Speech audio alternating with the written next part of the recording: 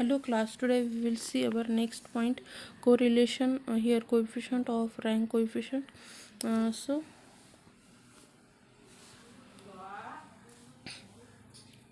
D is the difference between the rank of the same individual and N is the number of individual in the group.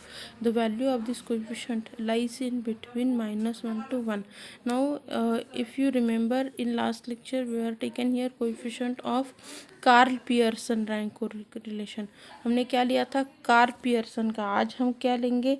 Spearman. दोनों के भी फॉर्मूले अलग अलग है. Formulas देखो क्या है. कार्ल पियर्सन का क्या था आपका फॉर्मूला? हमने देखा था लास्ट लेक्चर में ही. This is the formula for Karl Pearson. Same type से यहाँ पे भी दिया है. ये वाला यहाँ पे फॉर्मूला है. This is the formula for Karl Pearson का coefficient of correlation. Now today we will see coefficient of यार स्पीयरमन रैंक कोरिलेशन का फॉर्मूला हम आज देखेंगे. 1 - 6 summation of d square here divided by n into n square minus 1. D is the difference between the rank of same individual and n is the number of individual in the group.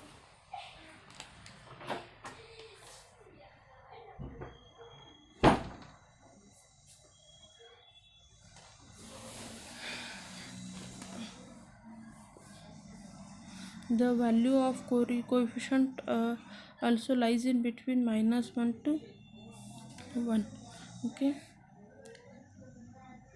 यहाँ पे आपको ये formula use करके coefficient of correlation find out करना है. How to calculate? यहाँ पे देखो एक एग्जांपल दिया गया है. हम यहाँ पे क्या करेंगे? देखो आपको क्या क्या दिया रहता है यहाँ पे.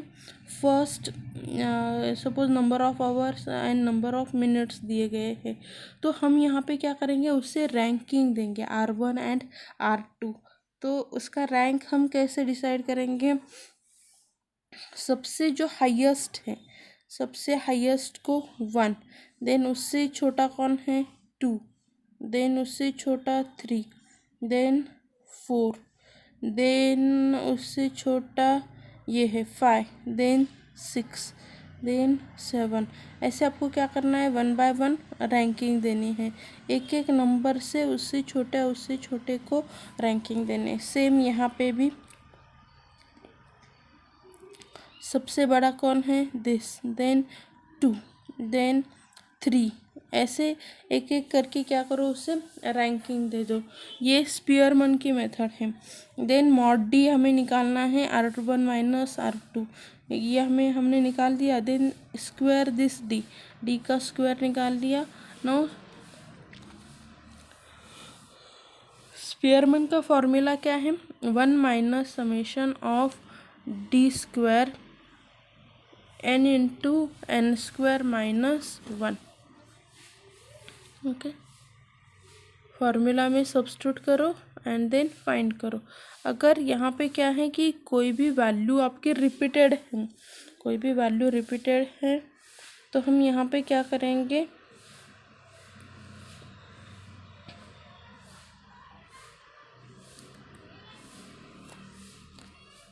उसकी रैंकिंग को पॉइंट में लिख के उसे ये करेंगे. ओके,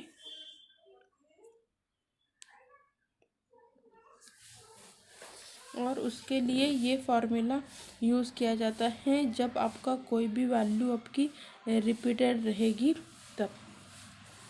यहाँ पे देखो कि ये वाला एग्जांपल में यहाँ पे देखो क्या है. 1.5 रिपीटेड है, 2 रिपीटेड है. तो यहाँ पे आपका सबसे बड़ा नंबर क्या है? 3 है. 3 को हम 1 करेंगे. देन उससे छोटा जब वो आपका 1.5 है ना, 1.5 रिपीटेड है, तो ये सबसे लास्ट है ना. तो हम क्या करेंगे? जहाँ जहाँ आपका 1.5 है ना, उसका यहाँ पे मिड वैल्यू लेंगे. 7th और 8 रहेगा ना, 7 एंड 8 का क्या आ जाएगा? 7.5 उसकी रैंक आ जाएगा. अभी यहाँ पे देखो 2 2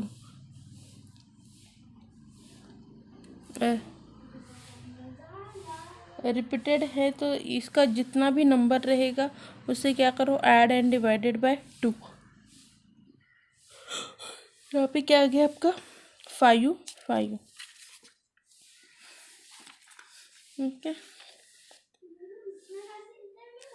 एंड देन रैंक हमने निकाल लिया। अभी हम क्या करेंगे, जो जो आपके नंबर यहाँ पे रिपीटेड है ना, उसे हमें इस तरह से लिखना है। ओके, यहाँ पे देखो क्या क्या रिपीटेड था आपका, उसे क्या करो, m1 minus m1 cube minus m1, m2 cube minus m2, m3 cube minus m3।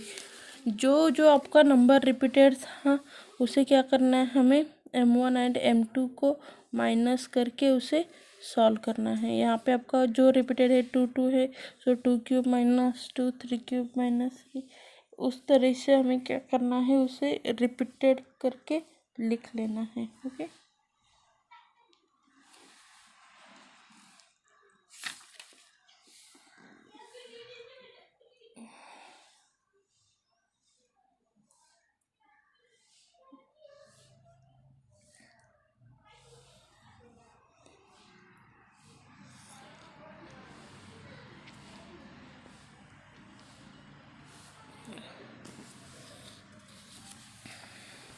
Next यहाँ पे आपका कोरिलेशन का आ जाएगा। Correlation is not necessary cause,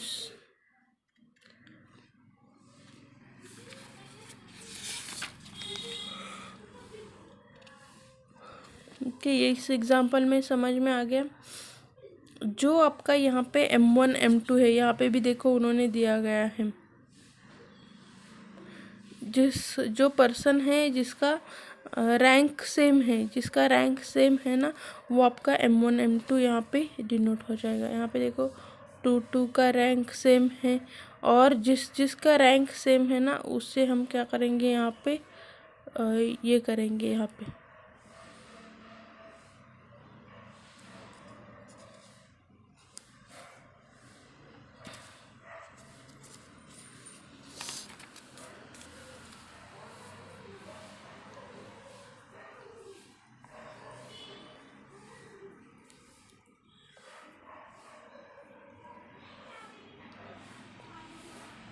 now correlation is not necessary question. यहाँ पे आपको क्यों नेसेसरी नहीं है, तो फर्स्ट उन्होंने उसका दिया है correlation between two series. If you want to find some amount, okay, amount of the correlation between two variable, it does not mean that there is a cause and effect relation between the two variable, that is the change in one variable affect on the change in other variable। हमें ये देखना है। तो यहाँ पे देखो उन्होंने उसके ये दिए गए हैं। फर्स्ट क्या है, अगर if we consider the height of the brother and sister, we find that tall brother have tall sister, but it is clear that there is no cause and effect relationship between them। इसका कुछ relation नहीं है ऐसे कि toll brother हो तो toll ही sister हो, toll brother है तो स्मॉल सिस्टर भी हो सकती है। ओके, सो ये एक दूसरे के ऊपर अफेक्ट नहीं करता है। नेक्स्ट है, बोथ वेरिएबल में बी समटाइम्स कॉज और समटाइम्स द इफेक्ट।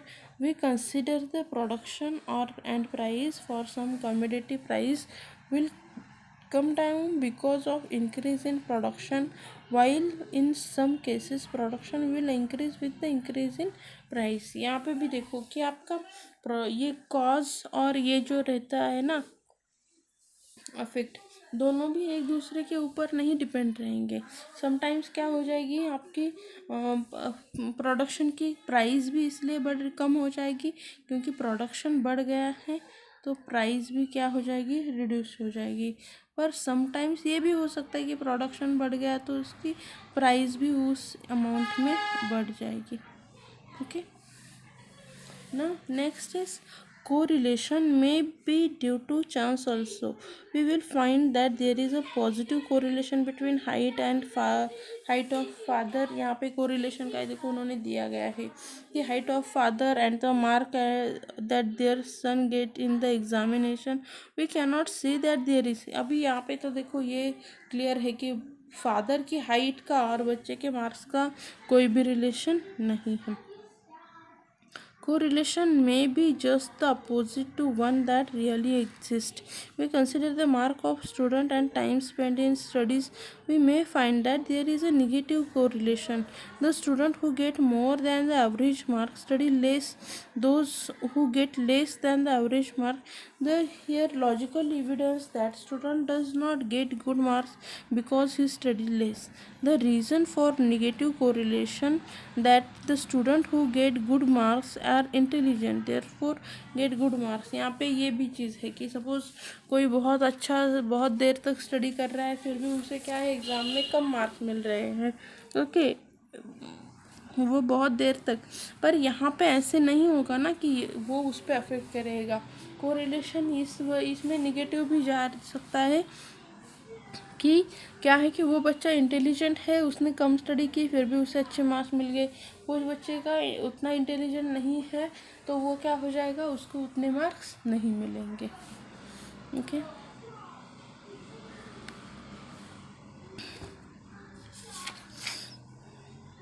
एग्जाम्पल्स हैं यहाँ पे कोरिलेशन के. यहाँ पे देखो find the correlation here coefficient of correlation. अभी यहाँ पे देखो ये जो एग्जांपल्स दिए हैं ना, यहाँ पे आप चूज़ कर सकते हो कि आप कौन से मेथड से coefficient of correlation find out करोगे. उन्होंने time spend in waiting in the office and in bank. यहाँ पे आपको ये दिया गया है आपको कोएफिशिएंट एक, ये दोनों भी क्या है एक x से एक y है. यहाँ पे हम कार्ल पियर्सन का फॉर्मूला यूज़ करेंगे एंड देन सॉल्व करेंगे. ओके x माइनस एक्स बार y माइनस वाई बार. तो x बार के लिए फर्स्ट मैंने मीन निकाल लिया, y का मीन निकाल लिया, सिग्मा x स्टैंडर्ड डेविएशन दोनों का भी हमने निकाल लिया. हमने लिए है इस टाइप के एग्जांपल्स की कैसे इसे सॉल्व करना है एंड देन r कैलकुलेट करो. It shows the negative. यहाँ पे देखो अभी r निगेटिव आया है, निगेटिव कोरिलेशन आ गया. हमने देखा ना कि कोई बच्चा क्या कर रहा है, अच्छे से स्टडी कर रहा है फिर भी उसे मार्क्स कम मिल रहे हैं. तो ये ऐसे एग्जांपल्स किसके हैं, आपके निगेटिव कोरिलेशन के.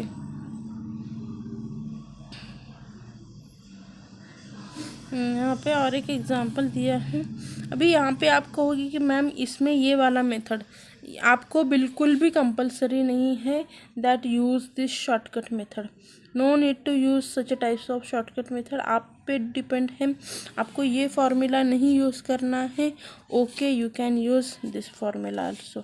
ओके आपको क्या करना है, इसका मीन निकालो, मीन निकाल के बस वो क्या हो जाता है ना कि समटाइम्स यहाँ पे वैल्यू स्मॉल से मीन निकालना इजी है. या अगर आपकी वैल्यूज़ ही बहुत बड़े हैं तो मीन निकालना समटाइम्स ज़्यादा ये हो जाता है. तो आप ये वाला मेथड भी अप्लाई कर सकते हो जब आपके वैल्यूज़ बहुत बड़े होंगे तब. Okay this is the way to calculate. यहाँ पे देखो समेशन ऑफ यू, यहाँ ये क्या है summation U upon N, nothing but mean. यहाँ पे भी समेशन वी अपॉन एन.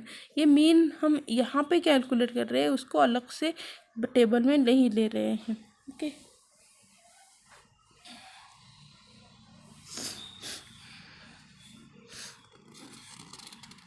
यहाँ पे आपका देखो कोरिलेशन क्या आ गया, correlation is equals to 0.35.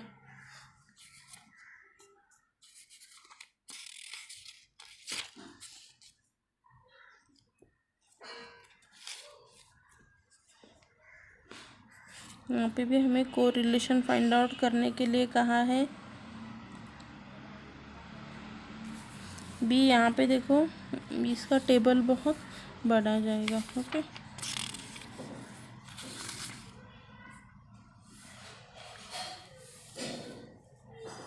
Next यहाँ पे हमें क्या दिया गया है, बाइवेरिएट डिस्ट्रीब्यूशन। हमें अभी एक इस टाइप के भी एग्जाम्पल पूछे जाते हैं कि आपको कुछ टेबल नहीं करना है, कुछ नहीं करना है, डायरेक्टली आपको फॉर्मूला पता होना चाहिए, फॉर्मूला में वैल्यू सब्स्टिट्यूट करो एंड देन कैलकुलेट करो। आपको देखो क्या क्या वैल्यूज़ दी गई हैं, x माइनस एक्स बार दिया है, y माइनस वाई बार आपको दिया गया है, वैल्यूज़ आपको दी गई है 122। अभी हमें क्या करना है यहाँ पे, x माइनस एक्स बार का square is equals to 136, summation x minus x bar square is 138। Value दी गई है, फॉर्मूला में क्या करो, खाली सब्स्टिट्यूट करो। आर यहाँ पे देखो x माइनस एक्स बार मल्टीप्लिकेशन, ये इसकी वैल्यू क्या है 122, then x minus x bar का स्क्वायर, इसकी वैल्यू हमें दी गई है, उसकी वैल्यू क्या आ जाती है एन स्क्वायर, इसकी वैल्यू क्या आती है, इसकी वैल्यू भी दी गई है। अभी देखो ये अंडर रूट एन बाहर आएगा, ये under root N N N एक दूसरे को कैंसिल हो जाएगा, हमें खाली ये वैल्यू आज यूज़ करनी है, आंसर आपका आ गया। ओके, तो हर वक्त आपको पूरा डाटा देना ज़रूरी नहीं है, आपको अगर इतना भी दिया रहेगा तो भी आप इजीली कैलकुलेट कर सकते हैं। यहाँ पे देखो given covariance is equal to 27, r is equals to 0.6 and variance of y is equals to 25। Find the variance of x. R is equal to देखो covariance x comma y divided by sigma x into sigma y. Covariance दिया गया है 27, sigma x दिया गया है आपको 5, sigma x हो covariance है ना, तो वो आपको क्या दिया गया है, वेरियंस का मतलब क्या रहता है, देखो वेरियंस मतलब क्या है आपका, variance V is equals to आपका ये जो सिग्मा एक्स रहता है ना उसका स्क्वायर रहता है, तो स्टैंडर्ड डेविएशन का स्क्वायर मतलब वेरिएंस रहता है। यहाँ पे y इज इक्वल्स टू ये है, तो आपका यहाँ पे विथ रिस्पेक्ट टू y है तो हम यहाँ पे y ले लेंगे, क्या आएगा आपका सिग्मा y, यहाँ पे 25 है तो सिग्मा y आपका 5 रहेगा। r आपको दिया गया है, हमें क्या फाइंड करना है, वेरिएंस ऑफ x मतलब आपको सिग्मा x का square which is equals to v हमें कैलकुलेट करना है। हम यहाँ पे क्या करेंगे, वैल्यूज पुट करते हैं, r is equals to 0.6, variance covariance XY 27 दिया गया है और divided by sigma x 5 put करो, सिग्मा x की वैल्यू कैलकुलेट करनी है।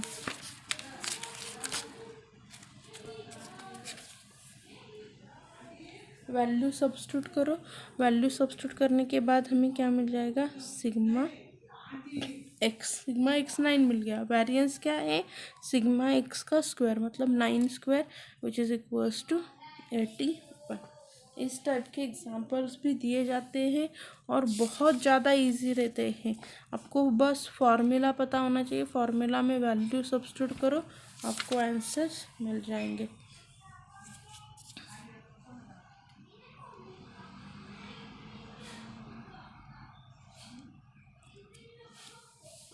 यहाँ पे देखो रैंक के भी एग्जांपल पूछा गया है, फिर से ये देखो रैंक कोरिलेशन पूछा गया है ना, तो हम rank coefficient of rank correlation पूछा गया है ना, स्पीयरमैन का फॉर्मूला यूज़ करो।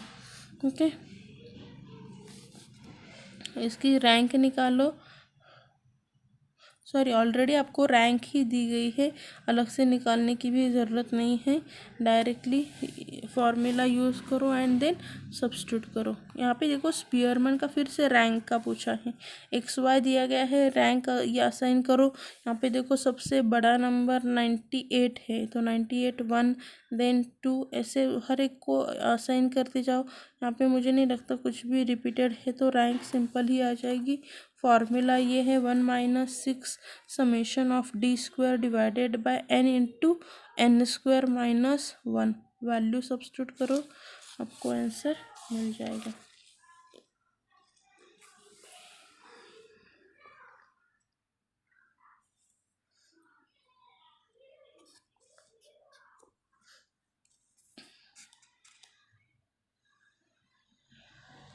यहाँ पर भी आपको सेम एग्जाम्पल दिया गया है, एग्जाम्पल है for bivariate distribution.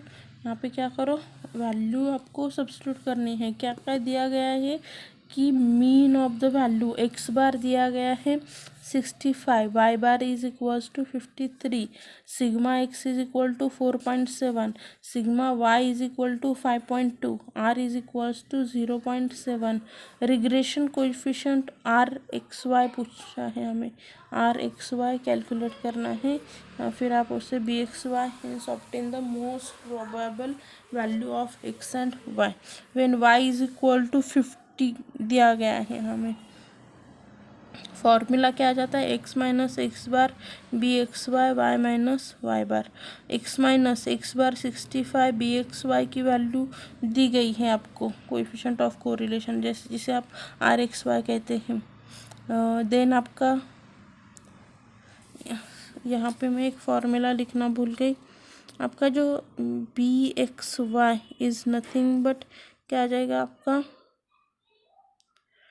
Are of X Y into sigma X divided by sigma Y, ये उसका फॉर्मूला रहता है।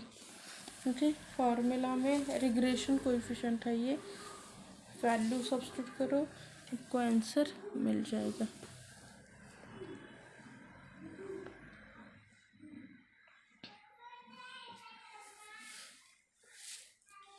Coefficient of rank coefficient correlation for the certain data is found to be 6 if the sum of the square of the difference given is 66, find the number of item in the group। Okay, हमें यहाँ पे क्या क्या दिया गया है, आपका sum of the square of the difference का जो मतलब डी स्क्वायर दिया गया है 66, देन आपको और क्या दिया है एन की वैल्यू हमें क्या करनी है कैलकुलेट करनी है।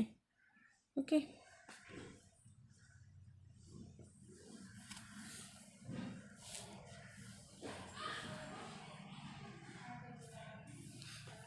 वैल्यू सब्स्टिट्यूट करो and then get the answer.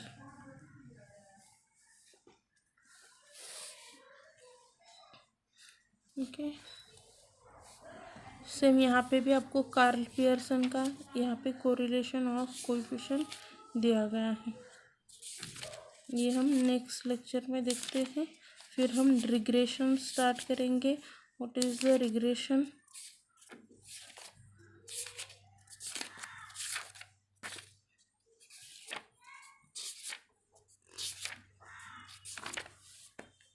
Okay, thank you.